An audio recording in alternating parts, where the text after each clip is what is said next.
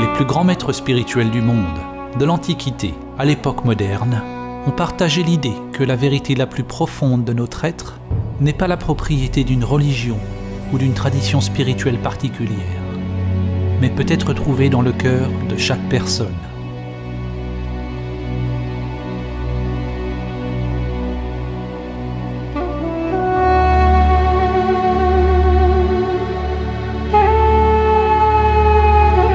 Le poète Rumi a dit « Où est cette lune qui jamais ne se lève ou ne se couche?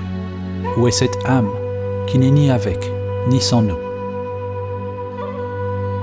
Ne dites pas qu'elle est ici ou là.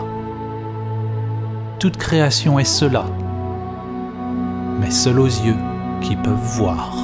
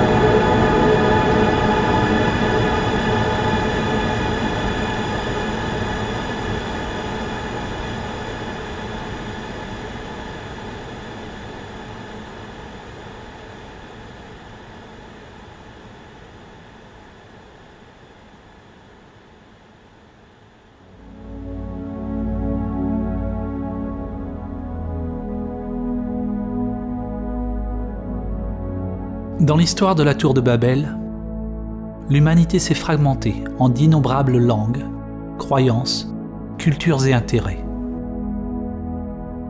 Babel signifie littéralement la porte de Dieu. La porte est notre intellect, nos structures conditionnées.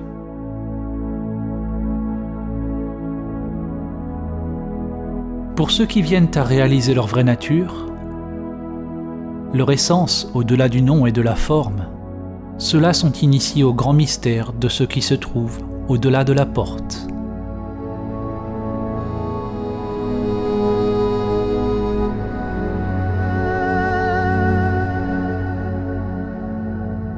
Une ancienne parabole, la parabole de l'éléphant, a été utilisée pour décrire comment diverses traditions donnent toute la direction vers une seule grande vérité.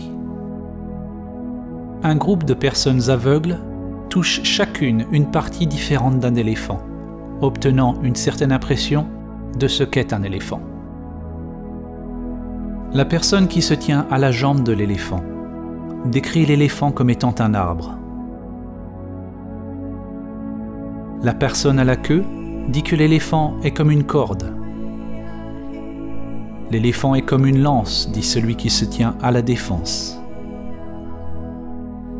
Pour celui qui touche l'oreille, l'éléphant semble être comme un éventail. La personne qui touche le flanc est catégorique. L'éléphant est comme un mur. Le problème est que dès lors que nous touchons une partie de l'éléphant, nous croyons que notre expérience est la seule vérité.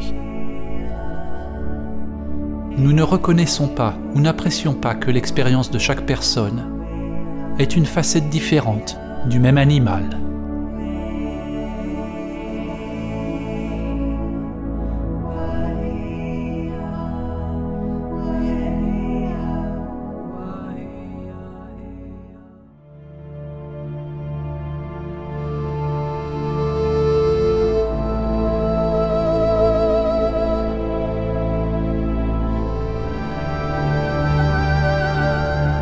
La philosophie pérenne ou éternelle est un entendement que toutes les traditions spirituelles ou religieuses partagent une seule vérité universelle, une réalité mystique ou transcendante, sur laquelle toutes les connaissances et doctrines spirituelles se fondent.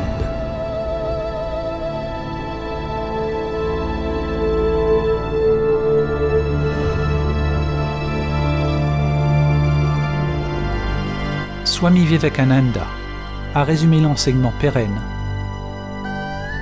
en disant que la fin de toutes les religions est la réalisation de Dieu dans l'âme. C'est là l'unique religion universelle. Dans ce film, lorsque nous utilisons le mot « Dieu », il s'agit simplement d'une métaphore du transcendant, pointant vers le grand mystère au-delà de l'esprit égoïque limité. Réaliser le soi véritable ou soi immanent, c'est réaliser notre nature divine. Chaque âme a le potentiel de manifester un nouveau niveau de conscience supérieure afin de se réveiller de son sommeil et de son identification avec la forme.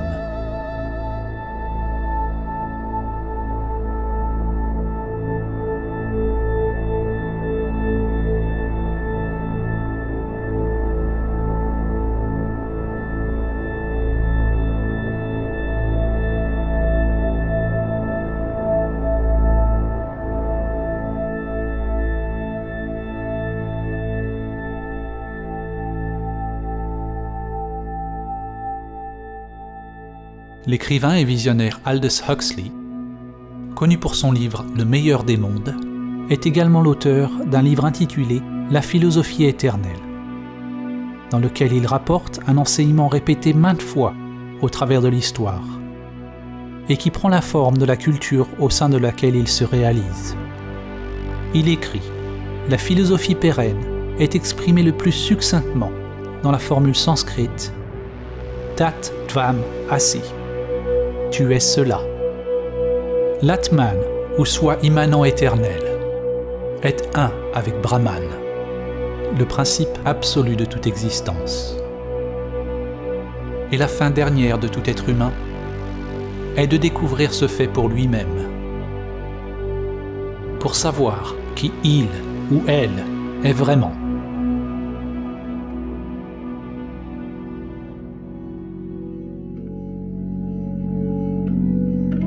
Chaque tradition est comme une facette d'un joyau reflétant une perspective unique de la même vérité, tout en se faisant écho et en s'éclairant mutuellement. Quel que soit le langage et le cadre conceptuel utilisé, toutes les religions qui reflètent l'enseignement pérenne partagent l'idée qu'il existe une union avec quelque chose de plus grand, quelque chose qui nous dépasse.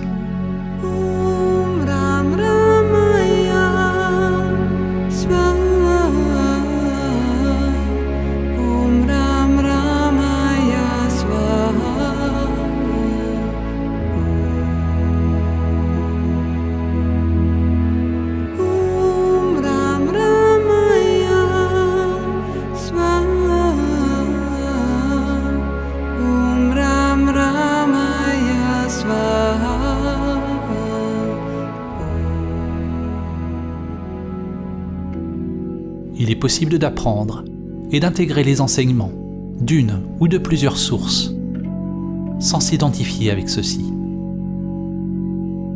Il est dit que tous les vrais enseignements spirituels sont simplement des doigts pointant vers la vérité transcendante. Si nous nous attachons au dogme, à l'enseignement, pour leur réconfort, nous serons retardés dans notre évolution spirituelle. Réaliser la vérité au-delà de tout concept, c'est abandonner toute accroche et attachement.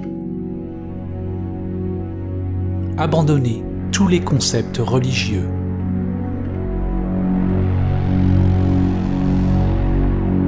Du point de vue de l'ego, le doigt qui pointe vers Samadhi pointe tout droit vers l'abîme.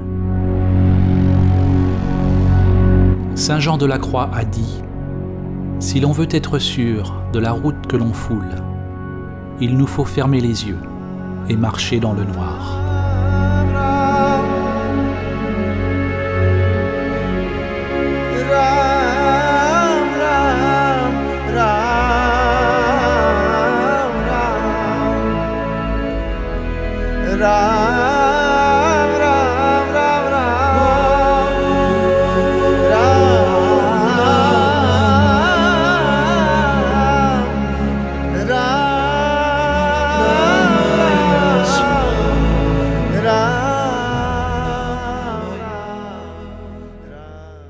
Samadhi begins with a leap into the unknown.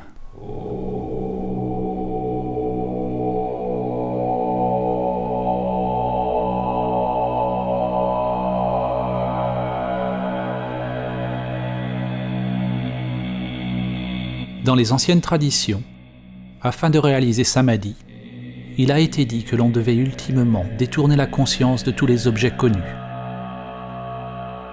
de tous les phénomènes extérieurs, pensées et sensations conditionnées, vers la conscience même, vers la source intérieure, le cœur ou l'essence de notre être. Dans ce film, lorsque nous utilisons le mot Samadhi, nous désignons le transcendant, au plus haut Samadhi, qui a été nommé Nirvikalpa Samadhi.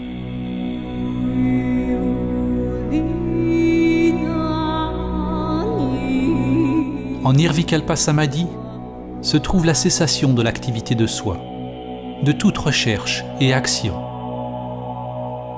Nous ne pouvons parler de ce qui disparaît qu'à mesure que nous nous en approchons, et de ce qui réapparaît lorsque nous en revenons. Il n'y a ni perception, ni non-perception, ni chose, ni absence de chose, ni conscience, ni inconscience. Un absolu insondable et impénétrable pour l'intellect.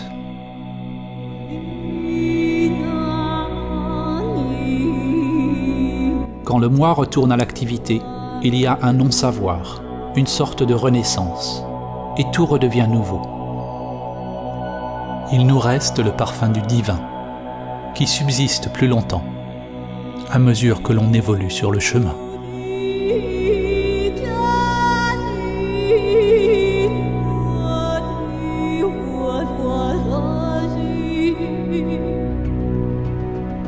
Il existe de nombreux types de samadhi, décrits dans les anciennes traditions. Et la langue a créé beaucoup de confusion au cours des années. Nous choisissons d'utiliser le mot samadhi pour désigner l'union transcendante, mais nous aurions pu utiliser aussi facilement un mot provenant d'une autre tradition. Samadhi est un ancien terme sanskrit qui est commun aux traditions védiques, yogiques et samkhya de l'Inde, et qui a imprégné de nombreuses autres traditions spirituelles.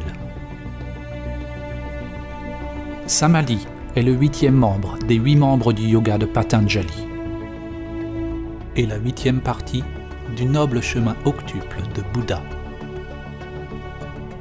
Le Bouddha utilisait le mot nirvana, la cessation de vana, ou la cessation de l'activité de soi. Patanjali a décrit le yoga ou samadhi comme Chitta Vritti Nirodha, le sanskrit signifiant cessation du tourbillon ou spirale du mental. C'est un démêlage de la conscience, de toute la matrice ou créatrix de l'intellect.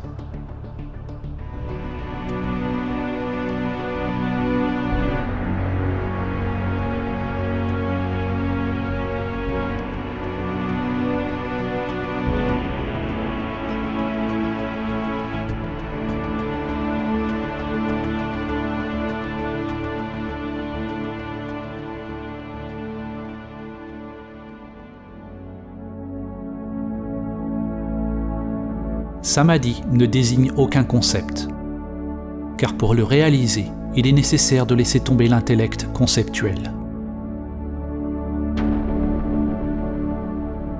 Différentes religions ont utilisé des mots variés pour décrire l'union divine. En fait, le mot religion lui-même signifie quelque chose de similaire. En latin, religare signifie relier ou reconnecter. C'est un sens similaire au mot yoga, qui signifie atteler, unir le monde avec le transcendant. En islam, ceci est reflété dans le sens en arabe ancien du mot islam lui-même, qui signifie soumission ou supplication à Dieu. Il désigne un état d'humilité totale, ou l'abandon de la structure du soi.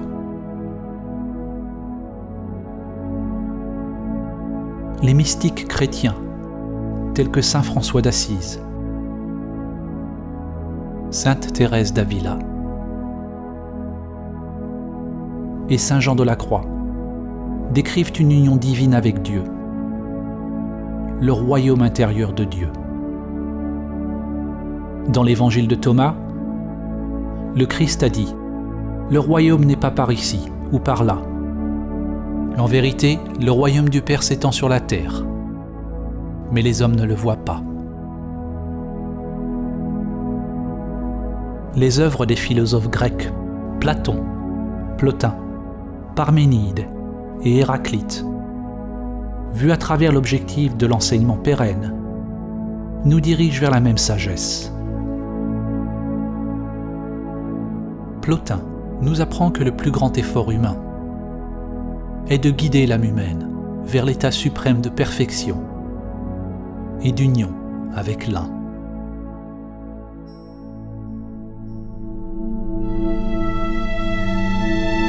La médecine Lakota et le saint homme élan noir ont dit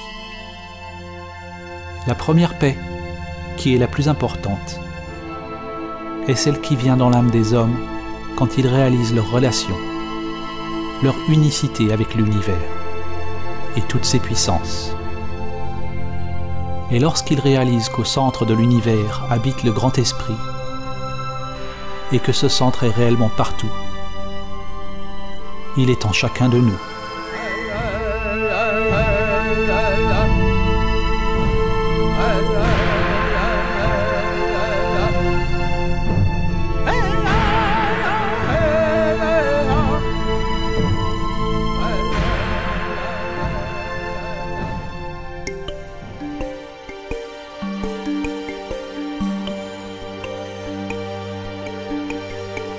Sur le chemin de l'éveil, à moins que nous soyons en samadhi, il y a toujours deux polarités, deux portes dans lesquelles on peut entrer,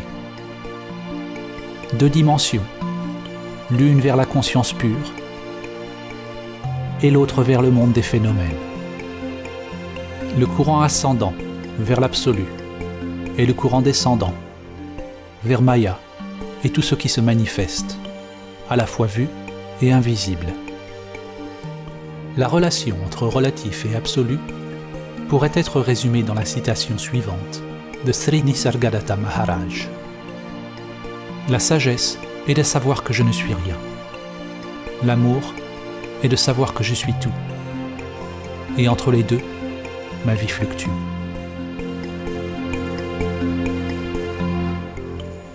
Ce qui est né de cette union est une nouvelle conscience divine. Quelque chose naît du mariage ou de l'union de ces polarités, ou de l'effondrement de l'identification dualiste. Mais ce qui naît alors n'est pas une chose, et n'est jamais né.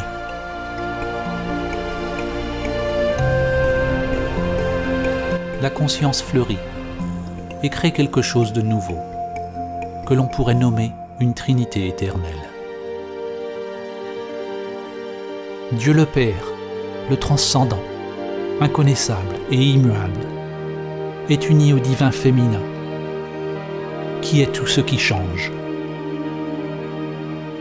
Cette union entraîne une transformation alchimique, une sorte de mort et de renaissance. Dans les enseignements védiques, l'union divine est représentée par deux forces fondamentales, Shiva et Shakti.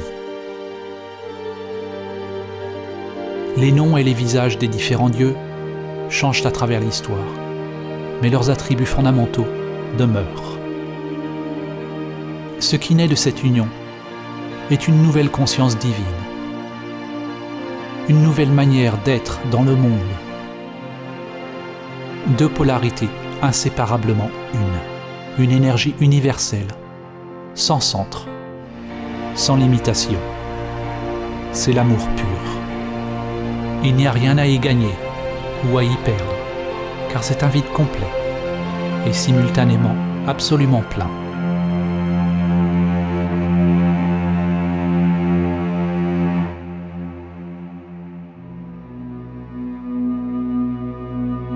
Que que ce soit les écoles de mystère de la Mésopotamie, les traditions spirituelles des Babyloniens et des Assyriens, les religions de l'Égypte ancienne, les cultures nubiennes et kémétiques de l'Afrique ancienne, les traditions chamaniques et indigènes autour du monde, le mysticisme de la Grèce antique, les gnostiques, les non-dualistes, les bouddhistes, les taoïstes, les juifs, les zoroastriens, les jaïns, les musulmans ou les chrétiens. On découvre que leur lien commun est la plus haute perspicacité spirituelle qui a permis à leurs adhérents de réaliser Samadhi.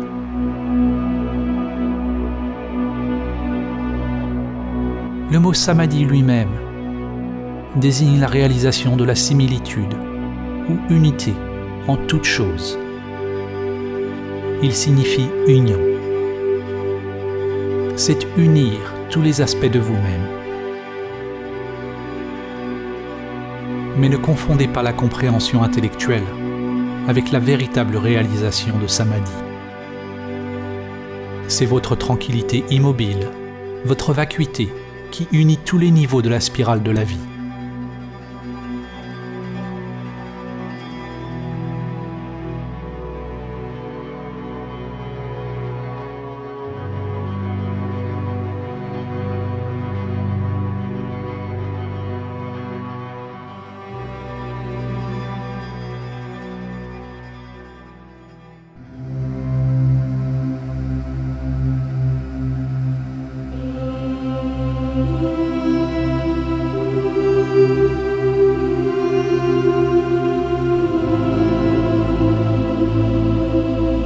C'est à travers l'enseignement ancien de Samadhi que l'humanité peut commencer à comprendre la source commune de toutes les religions et à s'aligner à nouveau sur la spirale de la vie, le grand esprit, le Dhamma ou le Tao. La spirale est le pont qui s'étend du microcosme au macrocosme.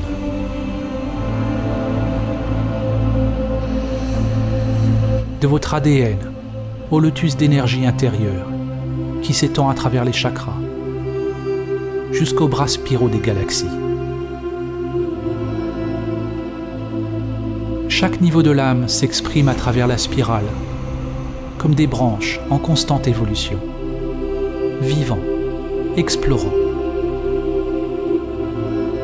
Le vrai Samadhi réalise la vacuité de tous les niveaux du soi, toutes les enveloppes de l'âme. La spirale est le jeu sans fin de la dualité et du cycle de la vie et de la mort.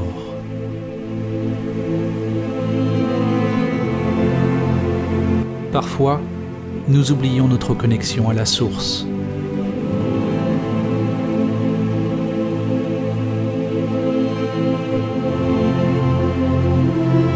L'objectif au travers duquel nous voyons est très étroit et nous nous identifions à une créature limitée qui rampe sur la terre, seulement pour accomplir une fois de plus le voyage de retour à la source,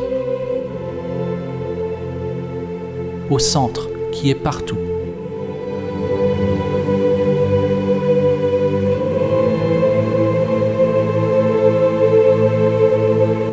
Chuang Tzu a dit, quand il n'y a plus de séparation entre ceci et cela, on l'appelle le point immobile du Tao, au point stationnaire, au centre de la spirale. On peut voir l'infini en toute chose.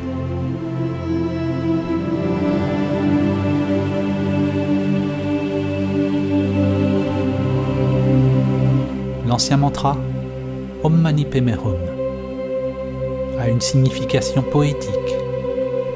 On s'éveille, on réalise le joyau au sein du lotus. Votre vraie nature s'éveille dans l'âme, dans le monde, en tant que le monde.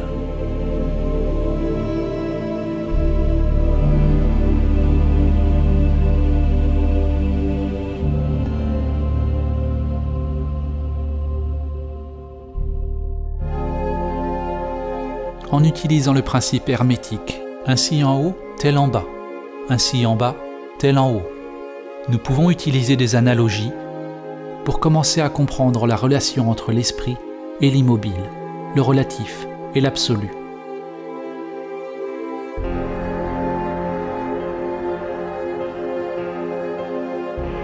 Une façon de commencer à saisir la nature non conceptuelle de Samadhi est d'utiliser l'analogie du trou noir.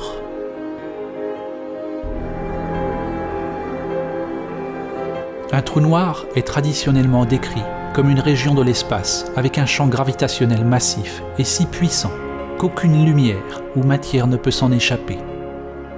De nouvelles théories postulent que tous les objets, des plus petites particules microscopiques aux formations macrocosmiques, comme les galaxies, ont un trou noir ou une singularité mystérieuse en leur centre. Dans cette analogie, nous allons utiliser cette nouvelle définition d'un trou noir comme étant le centre qui est partout.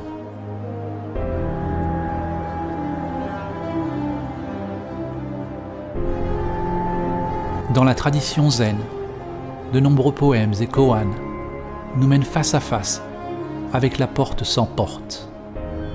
Pour réaliser Samadhi, nous devons franchir cette porte sans porte. L'horizon des événements est une limite dans l'espace-temps, au-delà de laquelle les événements ne peuvent pas affecter un observateur extérieur. Ce qui signifie que tout ce qui se passe, au-delà de l'horizon des événements, ne vous est pas connu. On pourrait dire que l'horizon des événements d'un trou noir est analogue à la porte sans porte. C'est le seuil entre le soi et l'absence de soi. Il n'y a pas de moi qui franchit l'horizon des événements. Au centre d'un trou noir se trouve la singularité unidimensionnelle, contenant la masse de milliards de soleils, dans un espace inimaginablement petit, une masse réellement infinie.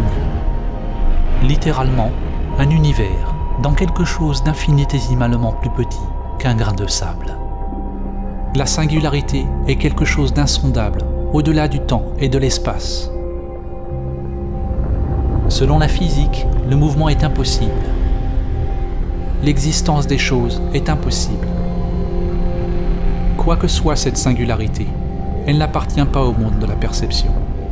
Cependant, elle ne peut pas être décrite comme une simple immobilité. Elle est au-delà du calme et du mouvement.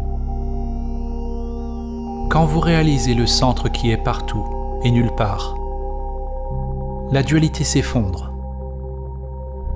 La forme et le vide, le temps et l'intemporel. On pourrait appeler cela un calme dynamique ou un vide enceint, au centre de l'obscurité absolue. Le maître taoïste Lao Tzu a déclaré « Ténèbres au sein de la ténèbre, la porte qui mène à toute compréhension. »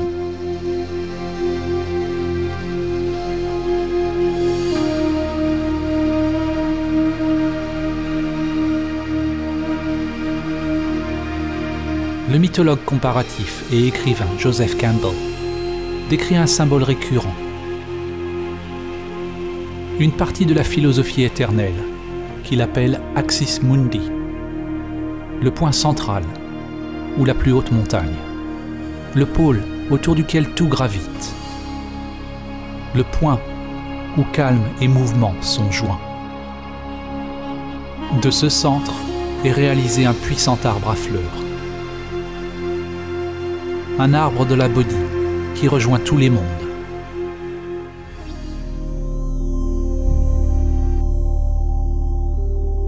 Tout comme un soleil est aspiré dans un trou noir. Quand vous approchez de la grande réalité, votre vie commence à tourner autour d'elle et vous commencez à disparaître.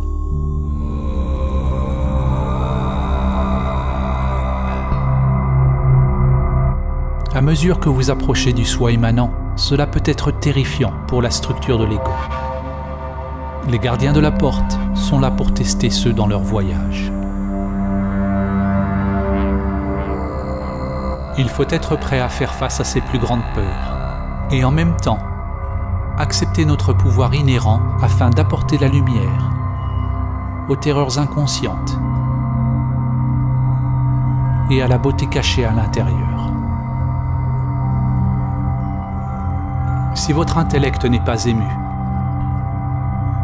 s'il n'y a pas de réaction du soi, alors tous les phénomènes produits par l'inconscient surgissent et s'évanouissent.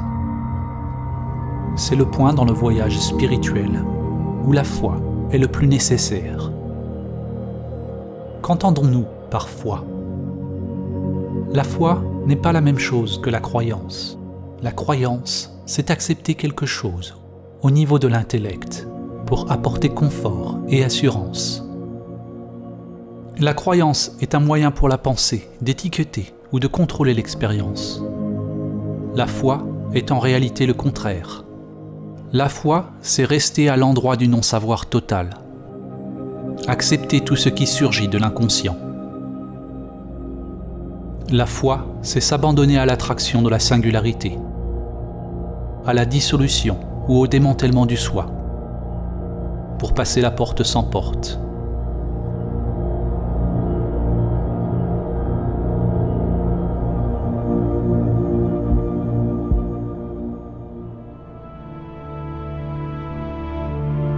L'évolution et la structure d'une galaxie sont étroitement liées à l'échelle du trou noir en son centre, tout comme votre évolution est liée à la présence du soi immanent, la singularité, qui est votre vraie nature.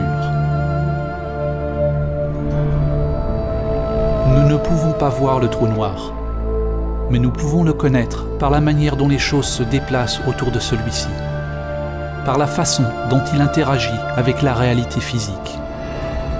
De même, nous ne pouvons pas voir notre vraie nature. Le moi immanent n'est pas une chose, mais nous pouvons observer une action illuminée. Comme le disait le maître zen Suzuki, il n'y a pas à proprement parler de gens illuminés. Il n'y a qu'une activité illuminée.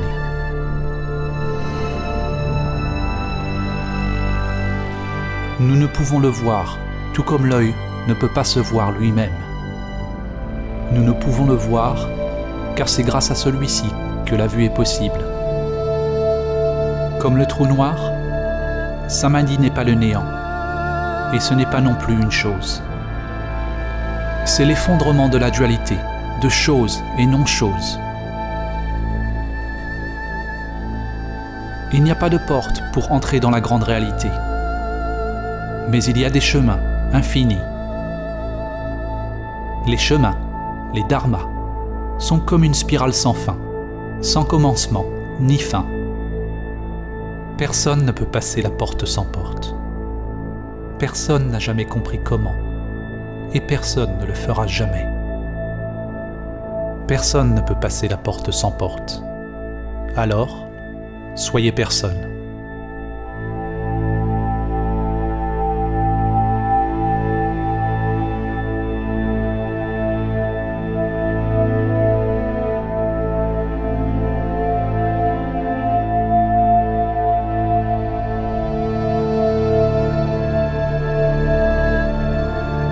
Samadhi est le chemin sans chemin, la clé d'or. C'est la fin de notre identification avec les structures de soi qui séparent nos mondes intérieurs et extérieurs.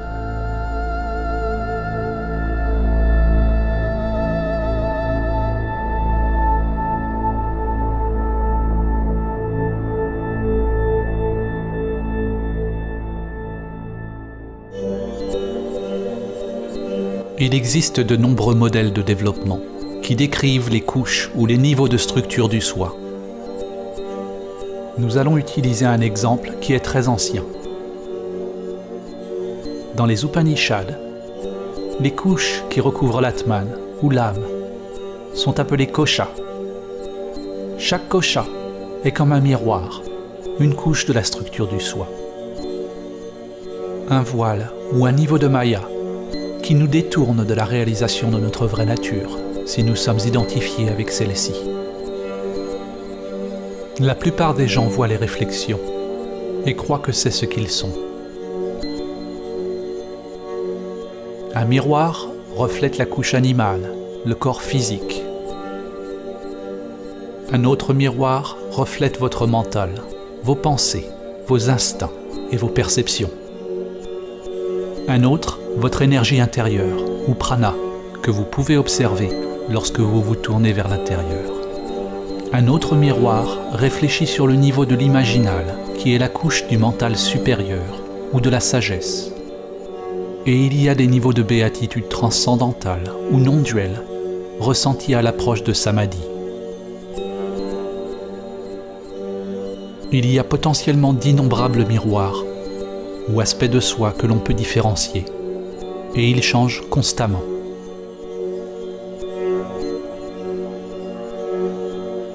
La plupart des gens n'ont pas encore découvert les couches praniques, celles de l'esprit supérieur et de la béatitude non-duelle.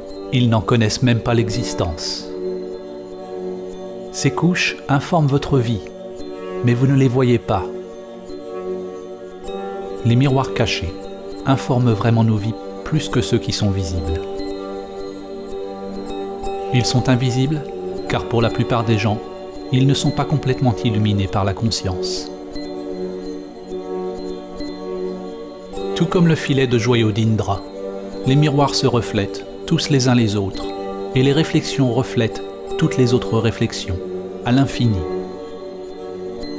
Un changement sur un niveau affecte simultanément tous les niveaux.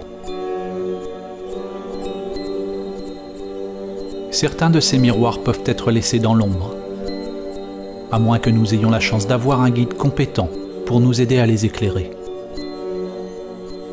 La vérité est que nous ne savons pas ce que nous ne savons pas. Maintenant,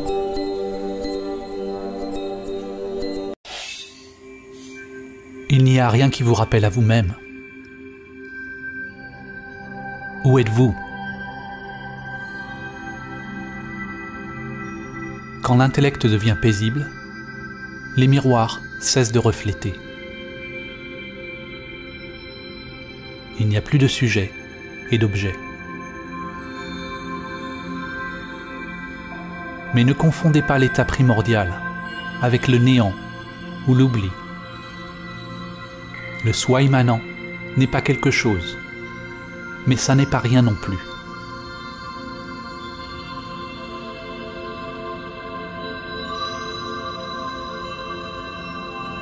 La source n'est pas une chose, c'est le vide ou le calme lui-même. C'est un vide qui est la source de toute chose. La forme est réalisée exactement comme le vide. Le vide est réalisé exactement comme la forme. Cette source est le grand ventre de la création, enceint de toutes les possibilités.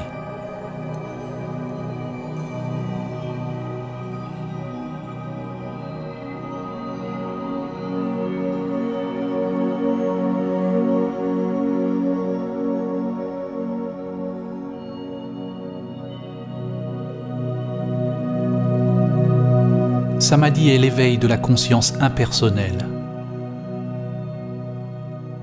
Tout comme lorsque vous rêvez, à l'éveil, vous réalisez que tout dans le rêve était juste dans votre mental.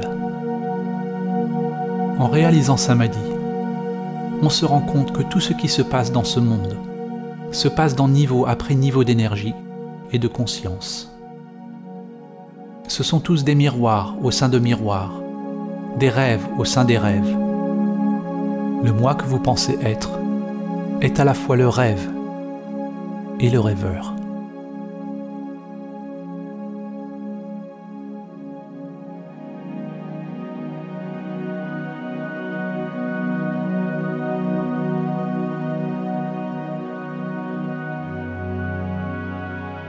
Tout ce que nous disons dans ce film, laissez-le partir.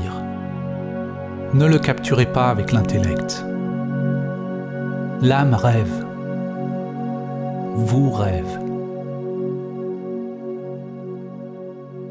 Le rêve est tout ce qui change. Mais il est possible de réaliser l'immuable.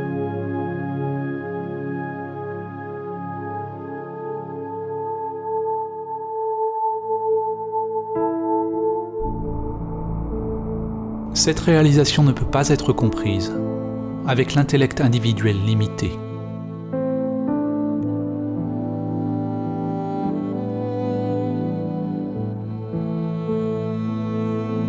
Lorsque l'on revient de Nirvikalpa Samadhi, les miroirs commencent à nouveau à refléter. Et l'on réalise alors que le monde dans lequel nous pensons vivre est en fait nous-mêmes. Non pas le vous limité, qui n'est qu'une réflexion temporaire. Mais vous êtes conscient de votre vraie nature, comme source de tout ce qui est. Cette aube d'une sagesse supérieure, l'embryon, prajna ou gnose, est ce qui est né de Samadhi. Selon le livre de Job, chokma ou sagesse vient du néant. Ce point de sagesse est à la fois infiniment petit et englobe l'être tout entier, mais il reste incompréhensible jusqu'à ce qu'il ait pris forme dans le palais des miroirs appelé Bina. Le ventre, creusé par la sagesse supérieure qui donne forme à l'esprit embryonnaire de Dieu.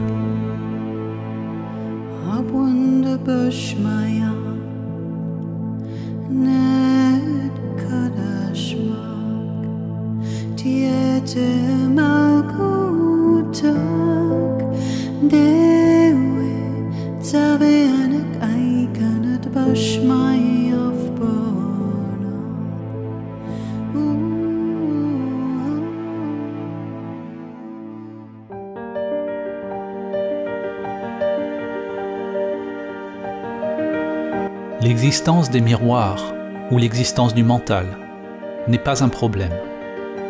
Au contraire, l'erreur ou l'aberration de la perception humaine est que nous nous identifions à ceci. Cette illusion que nous sommes le soi limité est Maya. Les enseignements yogiques disent que pour réaliser Samadhi,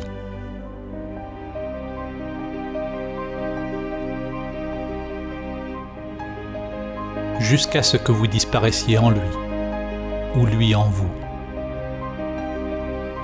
Bien que le langage employé dans les diverses traditions soit dissemblable, à leur racine, tous indiquent une cessation de l'identification avec le soi et de l'activité centrée sur soi-même. Le Bouddha a toujours enseigné en termes négatifs. Il a préconisé d'enquêter directement sur le fonctionnement de la structure de soi. Il n'a pas dit ce qu'est Samadhi, juste qu'il s'agit de la fin de la souffrance. Dans l'Advaita Vedanta, on trouve le terme neti, neti, qui signifie pas ceci, pas cela. Les gens, sur le chemin de la réalisation de soi, s'interrogent sur leur vraie nature, ou sur la nature de Brahman, en découvrant d'abord ce qu'ils ne sont pas. De même, dans le christianisme, sainte Thérèse d'Avila a décrit une approche de la prière basée sur le chemin négatif, ou via negativa. Une prière de calme, de soumission et d'union, qui est le seul moyen d'approcher l'absolu. Grâce à ce processus progressif de dépouillement, on laisse tomber tout ce qui n'est pas permanent, tout ce qui change. L'intellect, la structure de l'ego et tous les phénomènes, y compris les couches cachées du soi. L'inconscient doit devenir transparent afin de refléter la source unique. S'il y a un savoir profond ou un soi opérant dans l'inconscient, alors nos vies restent captives dans un labyrinthe de motifs cachés qui composent le soi non découvert.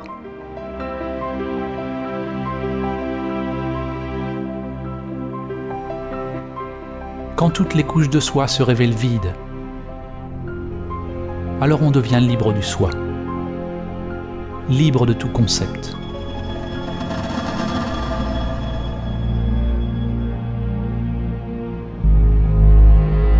Un tournant dans votre évolution est lorsque vous réalisez que vous ne savez pas qui vous êtes. Qui éprouve le souffle? Qui éprouve le goût? Qui éprouve le chant, le rituel, la danse, la montagne? Soyez le témoin du témoin. Observez l'observateur. Au début, lorsque vous observez l'observateur, vous ne verrez que le faux moi. Mais si vous persistez, il cédera.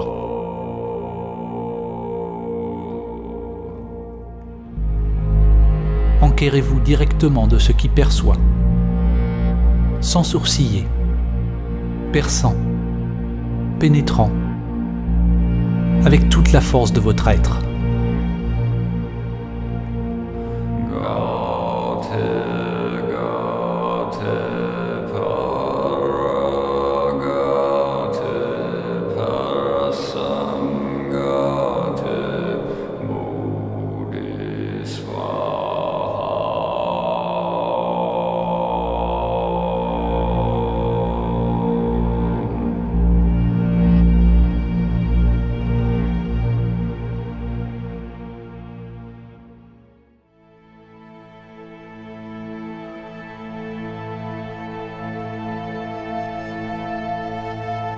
Il n'y a pas de soi qui se réveille.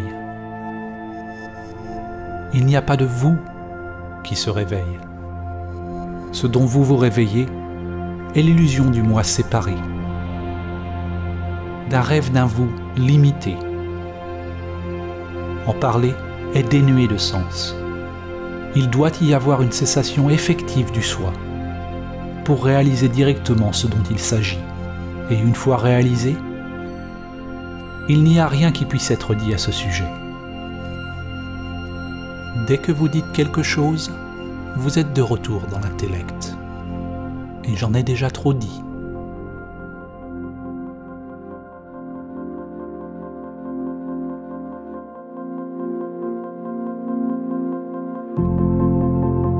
Nous avons normalement 3 états de conscience: l'éveil, rêver et le sommeil profond.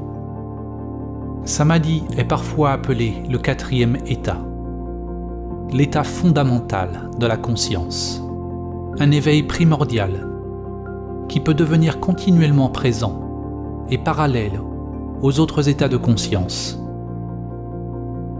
Dans le Vedanta, on l'appelle Turiya.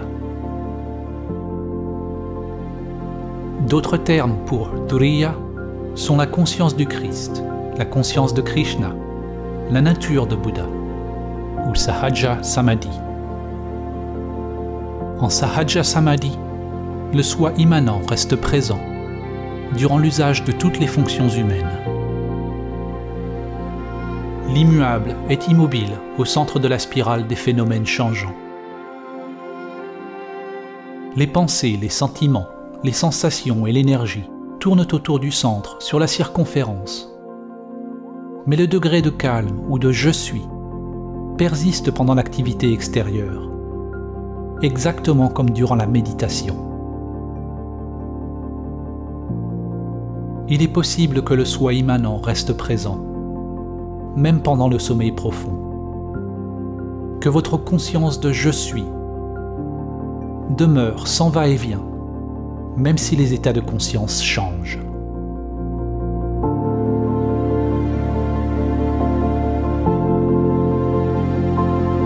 C'est le sommeil yogique.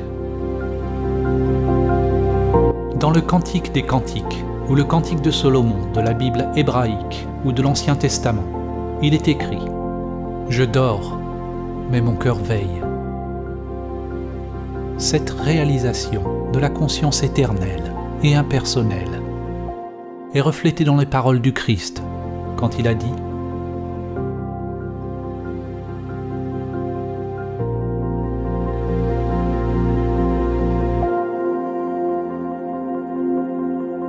Une conscience qui brille au travers d'innombrables visages, d'innombrables formes.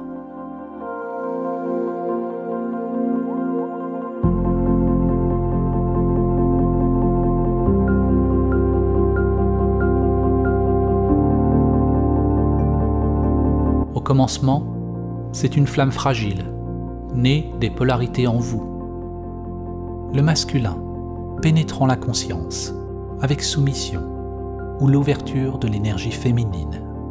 Une flamme délicate et facilement perdue. Il faut prendre grand soin de la garder en vie et de la protéger jusqu'à ce qu'elle parvienne à maturité. Samadhi est à la fois un état de conscience intemporel et une étape dans un processus de développement continu. Quelque chose d'organique qui grandit avec le temps.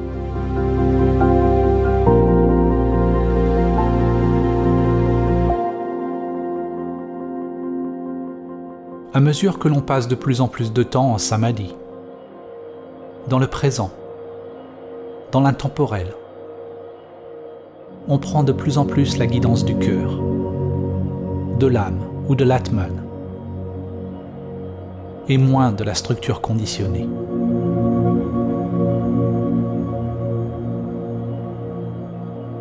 C'est ainsi que l'on devient libre de l'esprit inférieur, libre de toute pensée pathologique. Le câblage interne change. L'énergie ne circule plus inconsciemment dans les vieilles structures conditionnées. Ce qui est une autre façon de dire que l'on n'est plus identifié avec la structure de soi, avec le monde extérieur de la forme.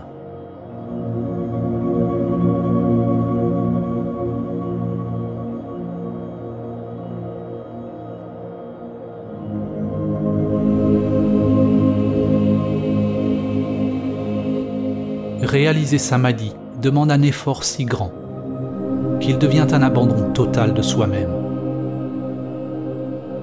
Un abandon tellement englobant qu'il est un effort complet de notre être, de toute notre énergie. C'est un équilibre d'effort et de soumission, yin et yang, une sorte d'effort sans effort.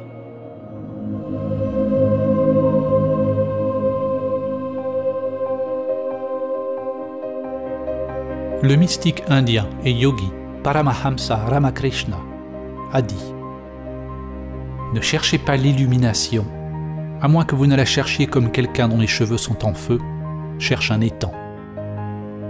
Vous le cherchez avec tout votre être. » Au cours de la pratique de la transcendance de l'ego, il faut faire preuve de grand courage, de vigilance et de persévérance pour maintenir l'embryon en vie. Pour ne pas retomber dans les empreintes figées du monde. Cela requiert une volonté d'aller contre le courant, contre l'écrasement inexorable de la matrice, le broiement des roues de samsara. Chaque souffle, chaque pensée, chaque action ayant pour seul but de réaliser la source. Samadhi n'est pas réalisé par l'effort, ni en l'absence d'effort. Laisser tomber l'effort et le non-effort est une dualité qui n'existe que dans l'intellect. La véritable réalisation de samadhi est si simple et si indifférenciée qu'elle est toujours mal interprétée à travers un langage intrinsèquement dualiste. Il n'y a qu'une seule conscience primordiale qui se réveille, comme étant le monde, mais elle a été obscurcie par de nombreuses couches mentales. Comme le soleil caché derrière les nuages, à mesure que chaque couche mentale est abandonnée, son essence est révélée.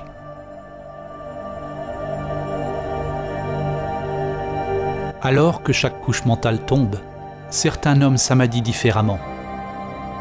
Ils donnent des noms différents à différentes expériences ou à différents types de phénomènes.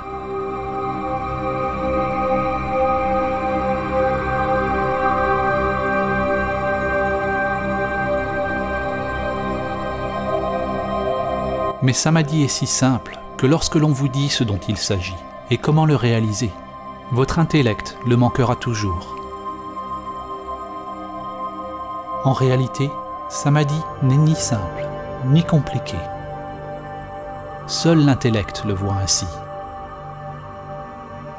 Lorsqu'il n'y a pas de pensée, il n'y a pas de problème, car la pensée est ce qui doit s'arrêter avant qu'il soit réalisé. Mais il ne s'agit pas du tout de quelque chose qui arrive.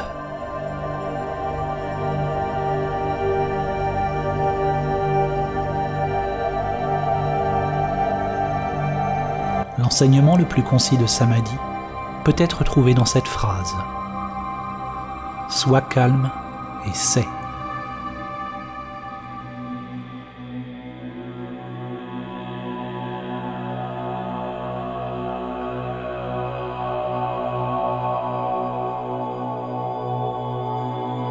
Comment pouvons-nous utiliser mots et images pour transmettre le calme? Comment pouvons-nous transmettre le silence en faisant du bruit? Plutôt que de parler de Samadhi en tant que concept intellectuel. Ce film est un appel radical à l'inaction, un appel à la méditation, au silence intérieur et à la prière intérieure. Un appel à stopper.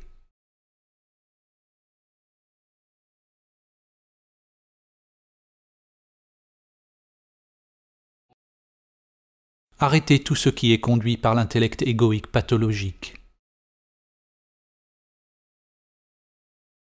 Sois calme et sais.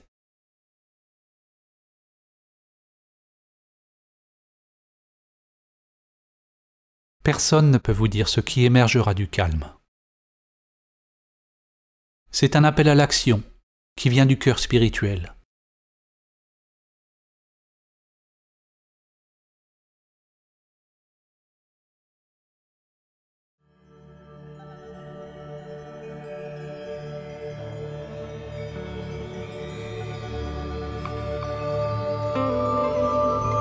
C'est comme se souvenir de quelque chose d'ancien.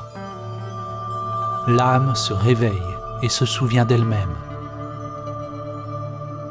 Le vide, tel un passager endormi, maintenant s'éveille et se réalise lui-même en toute chose.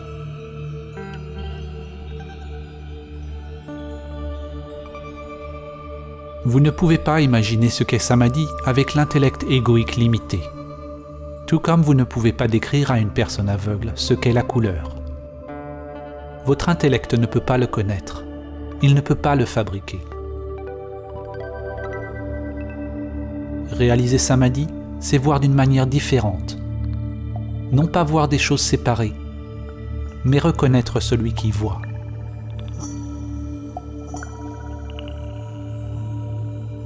Saint François d'Assise a dit « Ce que vous cherchez est ce qui regarde. »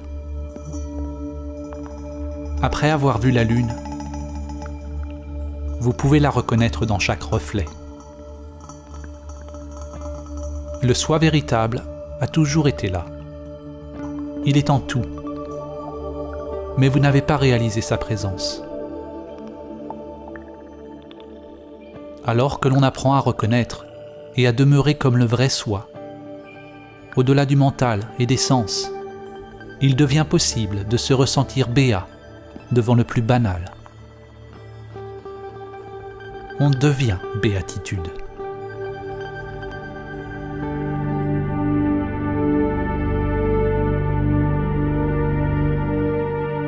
N'essayez pas d'être exempt de désir, car vouloir être exempt de désir est un désir. Vous ne pouvez pas tenter d'être immobile, car votre effort même est mouvement. Réalisez le calme qui est toujours présent. Sois le calme et sais. Lorsque toutes les préférences sont abandonnées, la source est révélée. Mais ne vous attachez pas, même à la source. La grande réalité, Tao, n'est pas un, pas deux. Ramana Maharshi a dit « Le soi n'est qu'un ». S'il est limité, c'est l'ego. S'il est illimité, il est infini et est la grande réalité.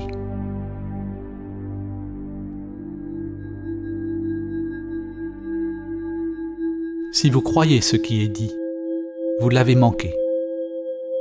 Si vous n'y croyez pas, vous l'avez également manqué. La croyance et non-croyance opèrent au niveau de l'intellect. Elles exigent un savoir. Mais si vous menez votre propre investigation, en examinant tous les aspects de votre être, en découvrant qui fait l'investigation, si vous êtes prêt à vivre selon le principe que la grande volonté soit faite et non la mienne, si vous êtes disposé à voyager au-delà de toute connaissance, peut-être réaliserez-vous ce que j'ai tenté de montrer. Alors seulement, vous goûterez par vous-même la beauté et le mystère profond d'exister, simplement. Il y a une autre possibilité pour la vie. Il y a quelque chose de sacré, d'insondable, qui peut être découvert dans les profondeurs immuables de votre être. Au-delà des concepts, au-delà des dogmes, au-delà de l'activité conditionnée et de toute préférence.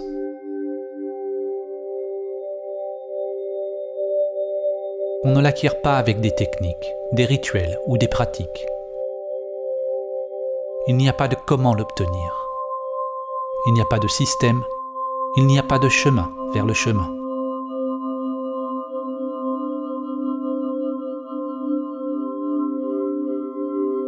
Comme on dit dans le zen, c'est la découverte de votre visage d'origine, avant votre naissance. Il ne s'agit pas d'ajouter plus à vous-même. C'est devenir une lumière sur soi-même. Une lumière qui dissipe l'illusion de soi.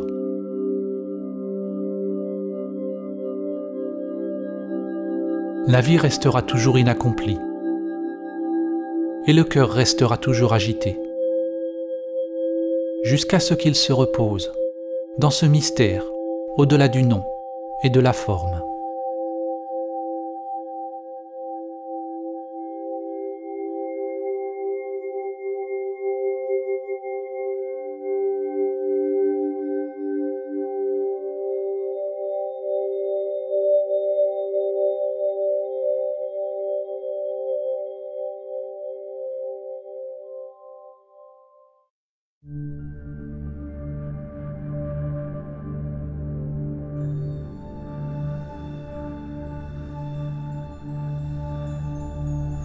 Om Shri Lakshmi Swaha Swaha Om Shri Lakshmi Swaha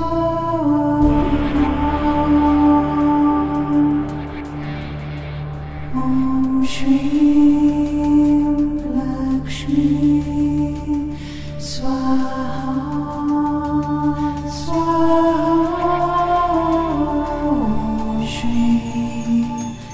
Lakshmi Swaha